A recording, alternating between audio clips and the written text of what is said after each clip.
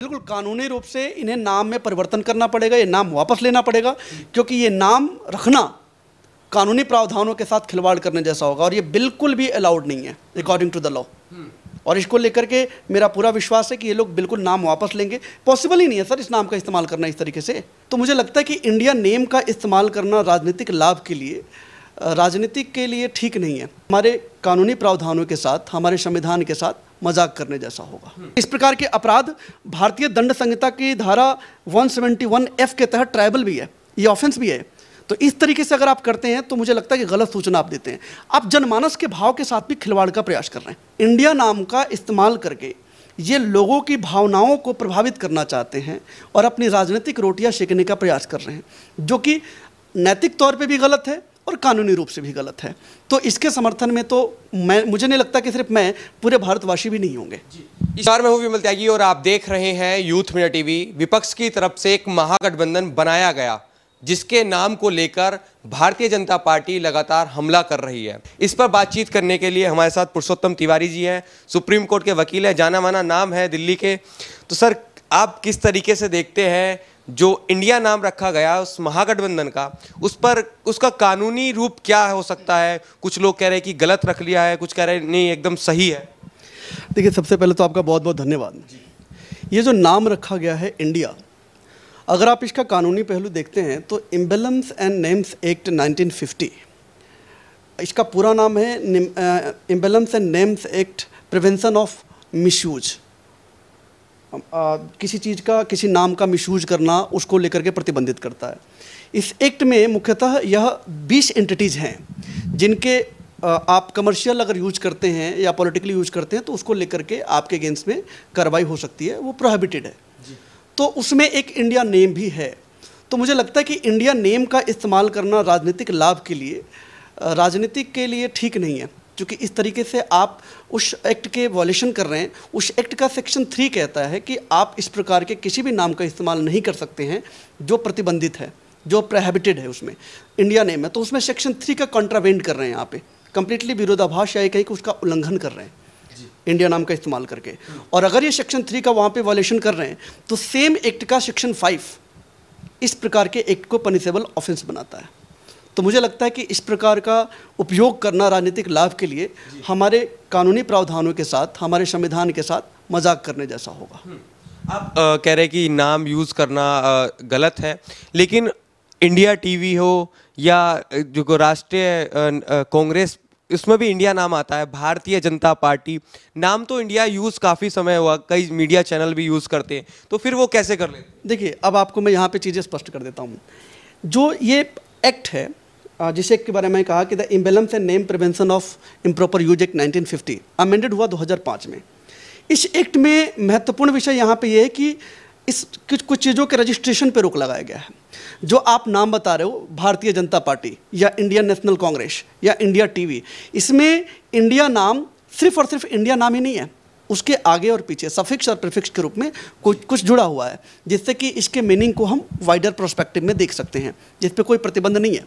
बाकी आपको मैं दूसरा पहलू और बता देता हूँ। जैसे यूपीए नाम आपने बताया, एनडीए नाम बताया, तो जब पॉलिटिकल पार्टी, कोई भी पॉलिटिकल पार्टी बनती है तो उसका प्रोसेस जो होता है कि आप एप्लीकेशन देते हैं इलेक्शन कमीशन के सामने। इलेक्शन कमीशन उस एप्लीकेशन को एग्जामिन करते हैं और उन्हें लगता है कि ठीक है, प्रॉपर है, अकॉर्डिंग टू द लॉ है, तो उसका रजिस्ट्रेशन हो जाता है। लेकिन ये जो नाम है, ये लोग कन्वर्सेशनल टॉक के लिए इस्तेमाल करते हैं। आप यूपीए देखेंगे तो इसके नाम से आपको वेबसाइट नहीं मिलेगी, एनडीए के नाम से आपको वेबसाइट नहीं मिलेंगे। क्यों नहीं मिलेंगे? क्योंकि ये कन्वर्सेशनल टॉक के लिए इस्तेमाल किया गया है। लेकिन अगर यहाँ पे ये लोग महागठबंधन के रूप में अगर इसका इस्तेमाल कर रहे हैं राजनीतिक लाभ के लिए सिर्फ इंडिया का, तो आप इंडिया के साथ में कुछ ऐसा जोड़िए आगे या पीछे, ताकि आप जो इसका मीनिंग है, एग्जैक्ट मीनिंग है, आप उसके साथ कुछ परिवर्तन करके अपना इस्तेमाल कर सके। एक्ट के साथ में आप छेड़छाड़ करके इस तरीके से आप कानूनी प्रारूपों का उल्लंघन करके अगर करने का प्रयास करेंगे तो this is punishable and triable under section 171F of the Indian penal code 1860। ये भी आपको बताता हूँ, क्योंकि इस प्रकार के अपराध भारतीय दंड संहिता की धारा 171F के तहत ट्राइबल भी है, ये ऑफेंस भी है। तो इस तरीके से अगर आप करते हैं तो मुझे लगता है कि गलत सूचना आप देते हैं। आप जनमानस के भाव के साथ भी खिलवाड़ का प्रयास कर रहे हैं। देखिए, लोगों के, अब चूंकि राजनीति में मुझे लगता है जीतना हर किसी का लक्ष्य होता है, लेकिन इस लक्ष्य में व्यक्ति को इतने निम्नतम स्तर पर नहीं चला जाना चाहिए कि जब आप राष्ट्र की अस्मिता को ही प्रश्न के दायरे में खड़ा कर दें और इसी पे आप विवाद शुरू कर दें। जी जैसे ही राहुल गांधी कह रहे हैं कि इंडिया की जीत होगी, मतलब कि उनके गठबंधन की जीत होगी, तो क्या लगता है? तो इंडिया की जीत होगी, और अगर किसी कारणवश से रिजल्ट इनके फेवर में नहीं आया तो इंडिया की हार होगी। इंडिया मात्र किसी राजनीतिक पार्टी के गठबंधनों का नाम नहीं है। इंडिया का मतलब बहुत बड़ा है सर जी। ये पूरे भारत के लोगों की भावनाओं को जोड़ता है। तो इस प्रकार का नाम मैंने आपको पहले ही कह दिया। इसके जबकि आपको बता दूं एफआईआर भी रजिस्टर्ड हो चुकी है इन लोगों के अगेंस्ट में। 26 ऐसे राजनीतिक पार्टियों के अगेंस्ट में एफआईआर दर्ज की गई है बाराखंबा पुलिस स्टेशन पे, जहाँ पे मिश्रा जी नाम के एक व्यक्ति उन्होंने एफआईआर दर्ज कराया, जहाँ पे स्पष्ट किया गया कि आप इस प्रकार के नामों का इस्तेमाल करके आम जनमानस की भावनाओं को आप आहत कर रहे हैं। मैं आपको एक बार डिफाइन कर देता हूँ जो सेक्शन 3 है वो क्या कहता है। Section 3 of names and emblems act 1950 वो ये कहता है कि जब भी आप किसी ऐसे नामों का इस्तेमाल करते हैं, प्रेजेंटेशन करते हैं इन्फ्लुएंस करने के लिए लोगों को अपने पर्सनल इंटरेस्ट से, तो वहाँ पे ये अपराध की श्रेणी में आ जाता है। इन्होंने जो अपराध करा वो यही करा, इन्होंने इंडिया नाम का इस्तेमाल करके ये लोगों की भावनाओं को प्रभावित करना चाहते हैं और अपनी राजनीतिक रोटियां सेकने का प्रयास कर रहे हैं, जो कि नैतिक तौर पे भी गलत है और कानूनी रूप से भी गलत है। तो इसके समर्थन में तो मुझे नहीं लगता कि सिर्फ मैं, पूरे भारतवासी भी नहीं होंगे। इसी में कई सारे सवाल ये भी आते हैं कि मान लीजिए जैसे कि अभी ये होता है कि एनडीए के गठबंधन में टूट हुई, तो अगर इंडिया को लेकर जो है कि इंडिया में टूट हुई, इंडिया में रार पड़ी, इंडिया के साथी छोड़कर भागे, मतलब ऐसे शब्दों का, क्योंकि मीडिया लाइन में यही यूज़ किया जाता है, शॉर्ट टर्म यूज़ की जाती है कि इंडिया में फूट पड़ी, मतलब गठबंधन को वो करते हैं। तो क्या लगता है, जैसे आप ही ये बात बोले कि ये इंडिया कोई शब्द नाम नहीं है, ये अस्मिता है, उस पर क्या लगता है महागठबंधन वालों ने सोचा नहीं, या सिर्फ एक कि इंडिया वाले हैं, इंडिया जीतने वाली है? देखिए मैंने कहा ना, जब एक व्यक्ति सिर्फ अपने निजी लाभ में ही लगा रहता है, जब उसे निजी हित ही प्राथमिकता में रखता है, तो सभी चीज़ों को बहुत ब्रॉडर पर्सपेक्टिव में नहीं सोच पाता है वो। तो उन्हें लगता है कि जो ठीक है वो कर लेना चाहिए। अब आप जो कह रहे हो यहाँ पे कि इनका कहीं टूटे, गठबंधन टूटे, तो इंडिया की गठबंधन टूटी, उसकी गठबंधन टूटी। पहली बात तो ये है कि अगर आप चुनाव लड़ रहे हैं तो आपके पास में और भी विकल्प हो सकते हैं नामों को लेकर के। आपने इंडिया नाम इसलिए जोड़ा ताकि आपको समझ में आया, क्योंकि कुछ दिनों से ट्रेंड चल रहा है राष्ट्र हित, राष्ट्र देश इंडिया, राष्ट्र देश इंडिया चल रहा है, तो आपने इंडिया नाम रख लिया। ये चीज़ें प्राइमा फेसी दिख रही हैं। यद्यपि मैं आपको बताऊं, अगर ये लोग रजिस्टर्ड करने जाएंगे तो ये बहुत ही मुश्किल होगा, हो ही नहीं पाएगा रजिस्ट्रेशन इनका इंडिया नाम से, लीगली तो हो ही नहीं सकता। लेकिन कन्वर्सेशनल टॉक या पॉलिटिकल टॉक में तो इसका इस्तेमाल किया जा सकता है, और वो इस्तेमाल वो भावनाओं के साथ खेलने जैसा हुआ। या ये बोलें कि वो again section 5 of the same act about which I already talk to you, वो कहता है कि इस प्रकार का इस्तेमाल, जैसे कि आप राष्ट्रपति भवन का इस्तेमाल कर लिया आपने, महात्मा गांधी के पिक्चर का अपने पर्सनल बेनिफिट के लिए आपने इस्तेमाल कर लिया, तो इस प्रकार के जो कृत्य होते हैं वो section 5 of the same act of the 1955 उसमें ऑफेंस माना जाता है। तो इस प्रकार की चीज़ों के लिए सजा के प्रावधान होते हैं। तो एक तरीके से ये आपराधिक कृत्य हो गया। अच्छा, विरोध जब होना शुरू हुआ इधर से बीजेपी की जो असम में सरकार है, वहाँ के जो मुख्यमंत्री हैं उन्होंने अपने ट्विटर का बायो ही चेंज कर लिया, उन्होंने इंडिया की जगह भारत लगा लिया। तो क्या लगता है, मतलब विरोध भी इतना नीचे स्तर पर जाएगा कि इंडिया को छोड़ देंगे? आपने समझा नहीं विषय को लेकर। मैंने पहले क्या बोला, अगर आप देखें तो नाम तो है इंडियन नेशनल कांग्रेस, नाम नहीं है क्या? लेकिन आप सिर्फ इंडिया मत लिखो ना भाई साहब, उसके आगे कुछ लगा लो, उसके पीछे कुछ लगा लो। आप रिपब्लिक टीवी जैसे थी, आपने पढ़ा होगा इस विषय पे कि अर्णव गोस्वामी को कोर्ट जाना पड़ा था, फिर उन्होंने इसके नाम में परिवर्तन किया, रिपब्लिक नेटवर्क वगैरह वगैरह करके उन्होंने परिवर्तन किया। तो आप आगे पीछे कुछ जोड़ें आप, ताकि आप जस्टिफाई कर पाएँ।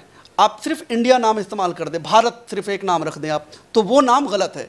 तो जिन्होंने करा, किसी मुख्यमंत्री ने करा, किसी मंत्री ने करा, ट्विटर हैंडल पे क्या करा, उसके लिए जवाब दे तो मैं नहीं हूँ।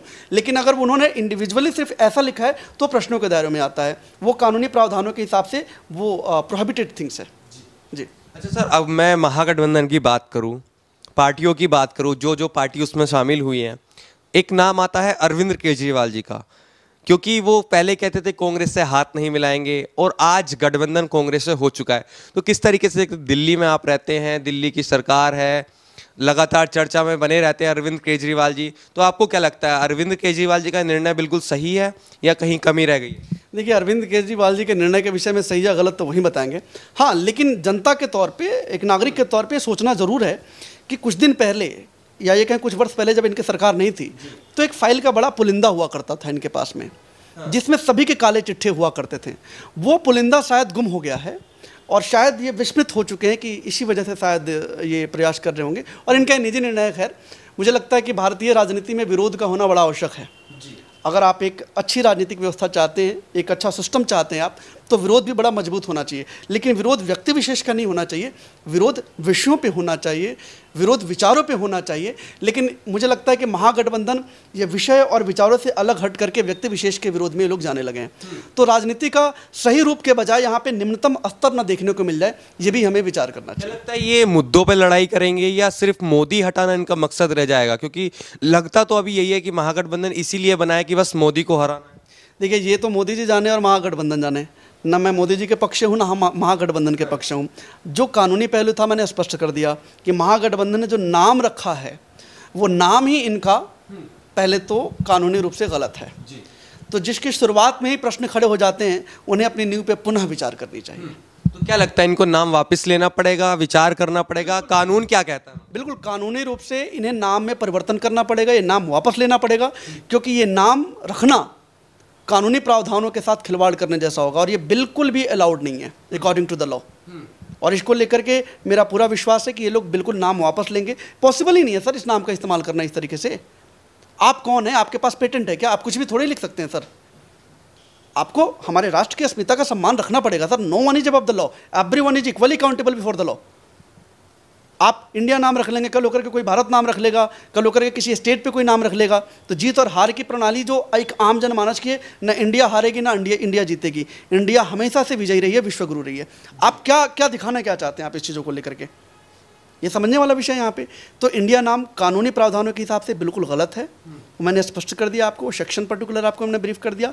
और इस प्रकार के अपराधों को इंडियन पेनल कोड 1860 के सेक्शन 171F के तहत ट्रायबल भी बताया गया है। अंतिम सवाल मेरा यही है कि मोदी के विरोध में जो नाम रखा गया, ये गलत है कानूनी रूप से? जी जी, बिल्कुल गलत है जी। हमसे बातचीत करने के लिए बहुत बहुत धन्यवाद। तो हमारे साथ थे पुरुषोत्तम तिवारी जी, सुप्रीम कोर्ट के वकील हैं और दिल्ली के जाने माने नाम हैं। सर के विचारों पर आपकी क्या राय है वो कमेंट करके जरूर बताएं। वीडियो पसंद आई हो तो लाइक कीजिए, शेयर कीजिए और चैनल को सब्सक्राइब कीजिए। धन्यवाद।